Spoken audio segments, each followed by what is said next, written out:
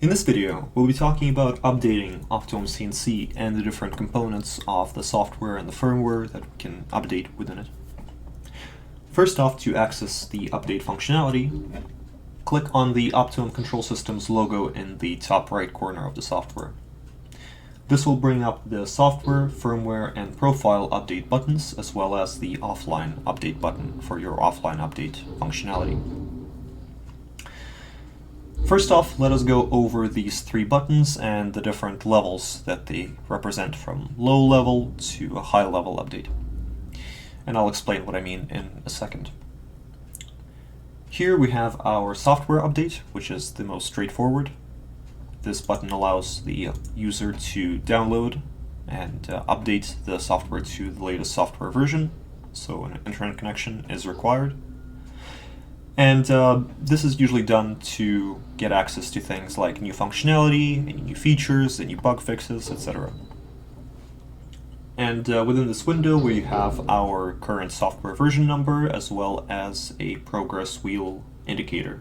So let's say if I wasn't on the latest version as of the time of filming this video, I would click on the software update button, confirm, and then the system would download the latest version with a little progress wheel indicating once we have completed the download.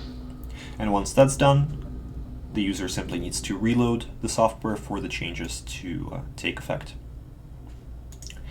Next, we have our firmware update button. So this allows the user to flash the latest version of the firmware onto the OptimumCNC control board. So now, in a way, you're updating the hardware by reflashing the firmware. And this brings along any new low-level functionality. However, since it is dealing with low-level functionality and due to difficulties of rolling back the firmware rather than the software, so for instance, if let's say you update the software and there's any functionality that you do not like, if there are any issues, any bugs, etc., you can easily roll back to a previous version of the software. For the firmware, that's more difficult, so whenever you'd like to update, the OptimumCNC support team asks that you seek a confirmation from us that the firmware update is warranted, if your board is supported, etc. A very important note regarding the firmware update process is to never interrupt the process if it has been initiated already. So for instance, if we click on this button and click confirm, then we do not want the process interrupted until the firmware update has completed and the software has re-established communication with the controller. And ways in which it can be interrupted are things like, for instance, closing the app, turning off the PC, or cutting power to the controller board. And if it has been interrupted, if the firmware process has not been allowed to complete, this may result in a non-functional board. Next, we have the profile update button. And this allows the user to update the user profile. So this may sound similar in a way to the software update. It also brings along new functionality, and very often you will update the software and update the profile at the same time. So the two may be a little confusing.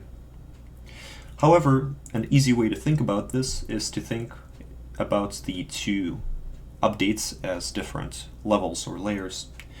If the software update is kind of like a base layer with all of the software functionality that is not accessible to the user, then the profile update is all the things built up on top of that. So things like your PLCs, your macros, your macro commands, all of that kind of code is your user profile. If the user has access to the backend, they can edit this, they can change it as they see fit, they can even change the way that the software looks, so move the buttons around, etc. So all of that is baked into the user profile. However, things that they cannot change is typically the software rather than the software profile. So very often, if let's say there's an update that perhaps brings a new button or brings some kind of a new PLC or macro that is built into the default software profile, then a profile update is required.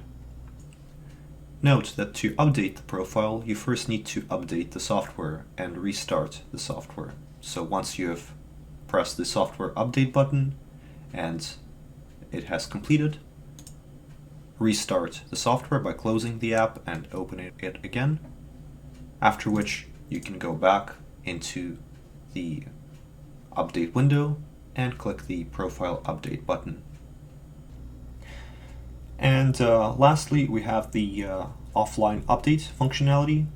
This is very similar to the software update button. This allows the user to upgrade to the latest available version of the software. However, this option does not require an internet connection. And instead, the operator must insert a USB stick which contains an update file. And this update file can be obtained by contacting the support team. It usually is named something like Optimum Update Offline with a date and an SH, so it's a script.